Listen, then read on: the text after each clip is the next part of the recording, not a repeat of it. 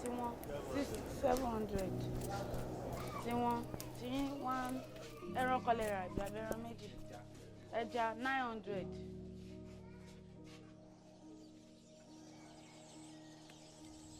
Garri is a popular food made out of cassava, widely consumed and a very marketable product.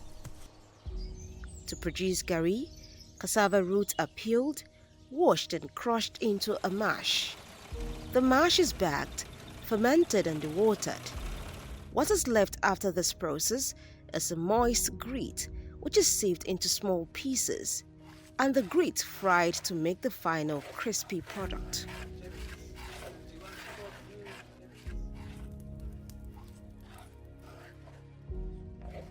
Manihot esculenta grows best in areas with deep and well-drained loamy soils, adequate rainfall, and warm and moist climatic conditions.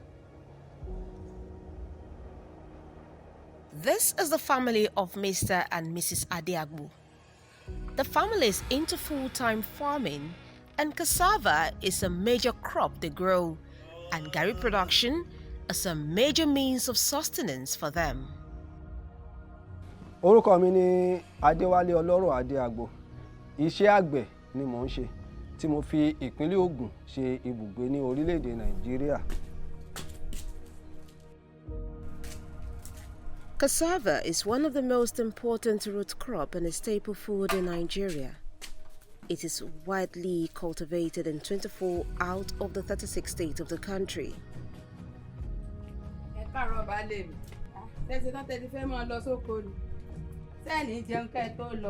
Aya mi, mo ti ṣetán mo ti ń roko nítorí àwọn gbàgùdà ti dàgbà fún ìkórè. Tí n bá wá padà dé, mò ń bọ̀ wá jẹun. Nígbà náà bá lè ẹ máa rọra lóko ẹ̀sìn mọ́ pẹ̀kẹ́ tó dé.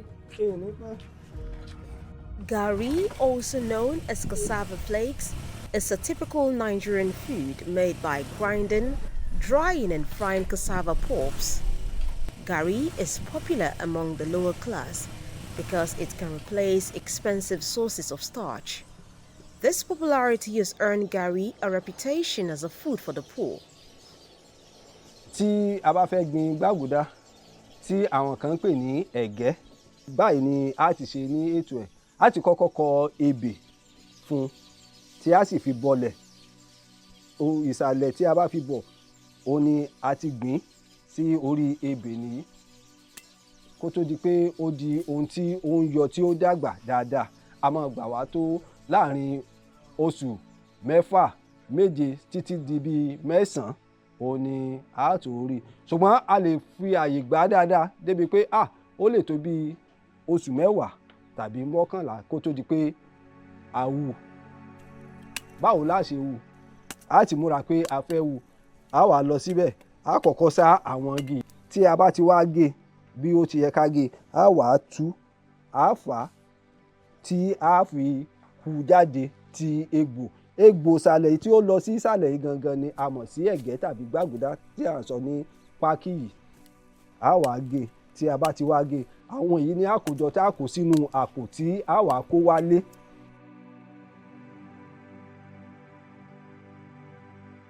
Known scientifically as Manihot esculenta, it is adaptable to different climate and can be integrated into farming systems and diverse socio-economic conditions.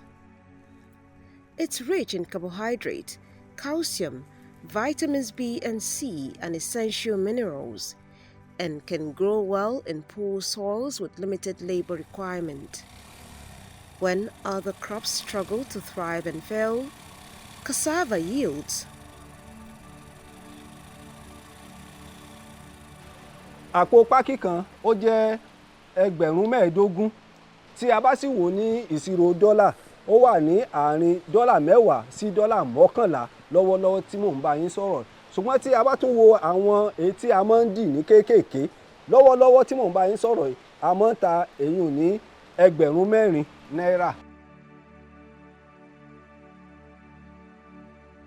The importance of cassava to Nigeria increased in the late 19th century when formerly enslaved Nigerians returned to their homeland and introduced processing techniques. Over time, it has become a major economic sustenance crop, and Nigeria is now the world's largest producer of cassava, with about 63 million tons produced in 2021.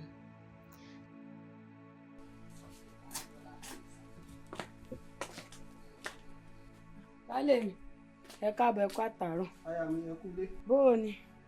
Mo ti ń retí yín ti pẹ́. Bẹ́ẹ̀ ni jàre. Ǹjẹ́ o nígbàgbọ́ pé ẹranko jẹ púpọ̀ nínú gbàgùdà mi? Baálé mi, kò lè ṣe kọ́mọ́ rí bẹ́ẹ̀. Ẹ̀yin náà ti jẹ́ kó pẹ́ jù kẹ́ tó lọ sínú oko. Èèyàn kì í fi gbàgùdà kúlẹ̀ tó báyìí kó pẹ́. Ọ̀dà. Ẹ kú àtàárọ̀. Àtàárọ̀ ni. Sí ọ̀rẹ́ ra. Ọ̀rẹ́ ra.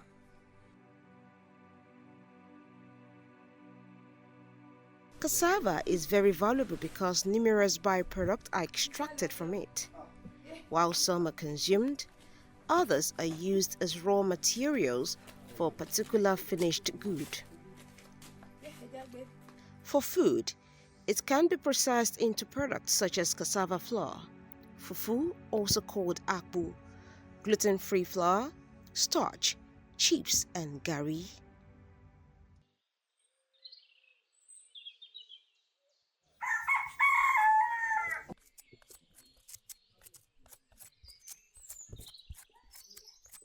Yára kó jẹ́ ká yára bẹ́ torí ojú ọjọ́ yìí àròjọ́ mùsùlùkùn òjò yìí ò gbọ́dọ̀ ká wa mọ́jú tó gbọ́.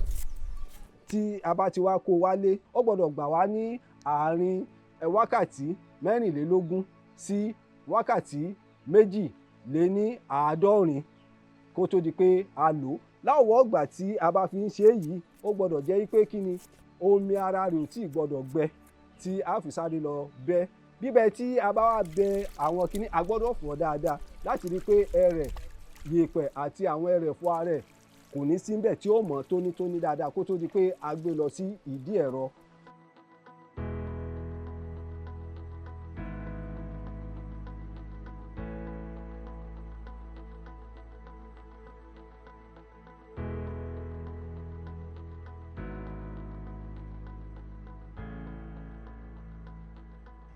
Cassava is a shrub with edible roots that's native to South America.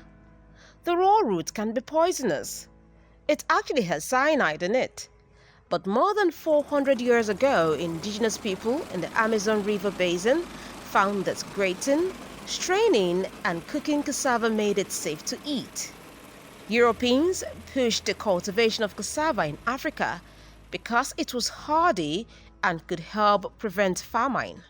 Tí a bá ti wá lọ̀ tán láwa á dì sínú àpò á wá lọ gbé sí ìdí mọ́ṣíìnì fún rínrin á rìn dáadáa tá a lọ tá a rí i pé ó fúrò omi ẹ̀ fúrò dáadáa ìmíì máa ń tó ọjọ́ kan 2 sí 3 kó wá tó di pé a gbé kúrò ńbẹ̀.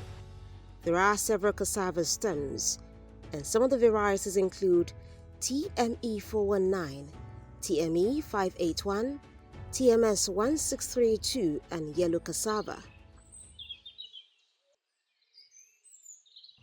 In Nigeria, they ground and dry up the cassava pulps into flakes called GARRI. Because it is fermented, GARRI helped harvested cassava last longer. Tá a bá gbé wálé láṣẹ wá jọ pẹ̀lú àjọ láti rí i pé ó túká dáadáa kó tó di pé a gbé sí orí iná tó di yíyan. Tá a bá ti wá yan a lè yan fún bí 20 ìṣẹ́jú tàbí 30. Tí a bá ti wá gbé gàrí tí a yan yìí kúrò ní orí iná tán á jẹ́ kí ó tutù dáadáa. Tó bá ti wá tutù yìí á tún wá tún jọ láti lè yọ àwọn èyí tí ó jí kókó kúrò ní àwọn èyí tí a jẹ́ pé ó jẹ́ ojúlówó gangan. Aside from GARRI, it is observed by experts that any form of processing adds value to cassava, which helps increase its market value. Worthy of mention is cassava flour. It is gluten-free flour which can be used for production of food like noodles, biscuits, and bread. It is a staple food and very popular. It is consumed by the rich, middle class, and the poor. Ẹ̀bà oúnjẹ tó ń yá ni èyí táwọn èèyàn ń wọlé tó ń jáde tó ń rà. It is a versatile food item that can be paired with others whether in its raw form or cooked. Cooked, it features prominently in the menu of many local restaurants in the country. Gàrí Ìjẹ̀bú wà òkè. So gàrí Ìgbò dẹ̀ ni òun máa ń fà ni. But gàrí Ìjẹ̀bú ló wà òkè fún ẹ̀bà àti mọ̀mọ́. Though a seemingly profitable venture, garri production is not without its unique challenges. Producers are faced with lack of capital to get more labor to peel the cassava roots, leading to loss because of the short lifespan of the raw tuber. There is also inadequate power supply. The high cost of transportation of cassava tubers from the farm to the mill, as well as the end product to the end users, is also a challenge producers face. Garri production is a very profitable business venture. This is because it is a staple food and very popular. It is consumed by the rich, middle class, and the poor. Some factors that contribute to the profitability of garri production in Nigeria are high demand, as it is a widely consumed food product in the country, and the cost of production is low, as the main raw material, cassava, is relatively abundant all year round, thereby increasing profit margins for garri producers, and it is a consistent source of income for producers.